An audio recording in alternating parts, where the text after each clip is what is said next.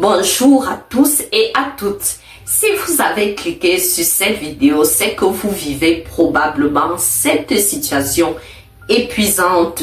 Vous aimez vos enfants plus que tout, mais vous finissez par leur crier dessus. Puis, une fois le calme revenu, la culpabilité vous ronge. Vous vous dites, demain, je serai plus calme, mais le lendemain, la fatigue, les retards ou une simple bêtise font tout basculer à nouveau. Aujourd'hui, on va briser ce cycle.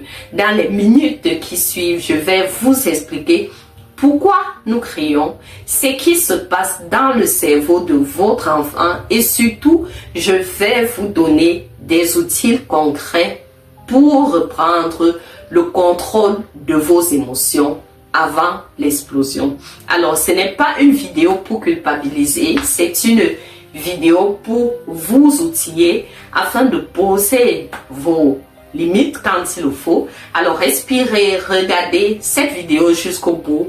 On commence maintenant. Pourquoi crions-nous vraiment? La première chose à comprendre, c'est que le cri n'est pas un manque d'amour. C'est un signal que vous êtes en surcharge parent. Imaginez votre patience comme un vase. Le matin, il est déjà à moitié plein à cause du manque de sommeil, à cause de tout ce que vous avez fait à la veille, sans même vous en rendre compte. Alors, à cela, ajoutez le stress du travail, le stress dans vos différentes relations, la charge mentale du foyer et les sollicitations constantes autour et même parfois très loin de vous. Le cri, c'est comme ce couvercle, oui, qui saute parce que la pression est tellement forte.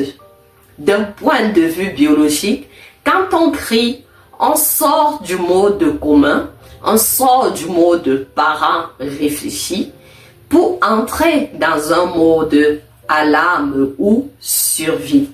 C'est notre cerveau reptilien qui prend les commandes à ce moment-là. Le problème, votre enfant n'est pas un objet, ce n'est pas un prédateur, mais votre cerveau le conçoit ainsi. Il réagit comme s'il l'était. Comprendre que c'est une réaction psychologique est le premier pas pour dédiaboliser la situation et commencer à agir avec les vrais déclencheurs de vos cris. L'effet des cris sur vos enfants. Que se passe-t-il de l'autre côté? Quand un parent crie, l'enfant passe instantanément en mode gel ou fuite. Son cerveau émotionnel est inondé de cortisol, l'hormone du stress. À ce moment précis, l'apprentissage est impossible. Si vous criez parce que vous souhaitez qu'il comprenne quelque chose, alors c'est mission impossible. Si vous criez pour qu'il comprenne une leçon, sachez qu'il n'entend plus vos mots. Il ne ressent que votre colère, il ne vit que votre colère. Sur le long terme, les cris répétés impactent l'estime de soi et créent un sentiment d'insécurité chez votre enfant. Mais la bonne nouvelle, c'est ceci. Le cerveau est plastique. Chaque moment de calme et chaque réparation, chaque moment de réparation après une dispute compte énormément pour reconstruire le lien. Alors, quelle est cette méthode dont je veux vous parler aujourd'hui? La méthode stop et respire. Passons à la pratique. Comment faire quand la tension monte? La règle d'or, c'est la déconnexion physique. Dès que vous sentez votre rythme cardiaque s'accélérer, que votre mâchoire se serre, stop. Si l'enfant est en sécurité, changez de pièce, buvez un verre d'eau, Rechargez-vous par la fenêtre en regardant tout simplement dehors. Utilisez la technique du 5, 4, 3, 2 et 1. Oui, 3 textures que vous pouvez toucher, faites-le. Cela force votre cerveau à quitter le mode survie pour revenir dans le mode analytique. Apprenez aussi à verbaliser votre état. Je sens que je vais m'énerver. J'ai besoin de 2 minutes pour respirer. Vous donnez ainsi un exemple incroyable de gestion de vos émotions à votre enfant. Et cela vous permettra ensuite d'aller le voir, de retourner dans la pièce où il est pour mieux parler des choses, pour mieux expliquer les choses, pour mieux discuter avec calme. Pour réduire les cris, il faut réduire les frictions. Analysez vos zones rouges. Est-ce que le départ à l'école, c'est cela? Le moment du bain, est-ce cela? Le coucher, alors anticipez. Utilisez pour les transitions, donnez des visuels à vos enfants.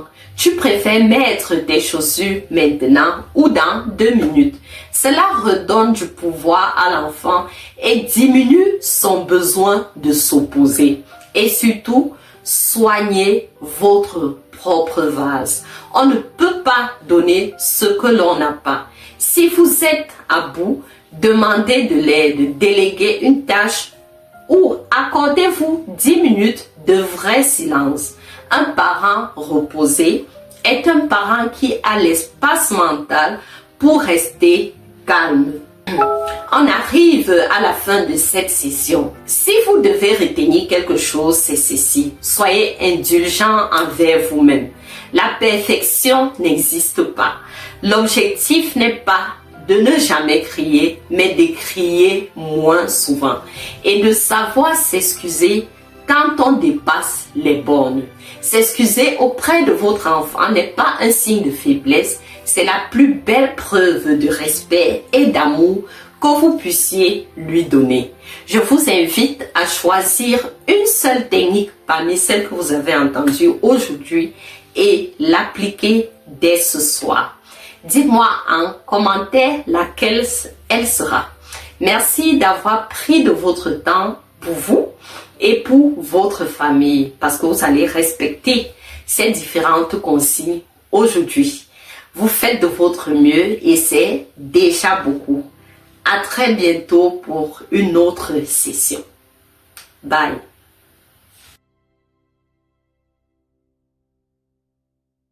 Grandir avec son enfant un jour à la fois.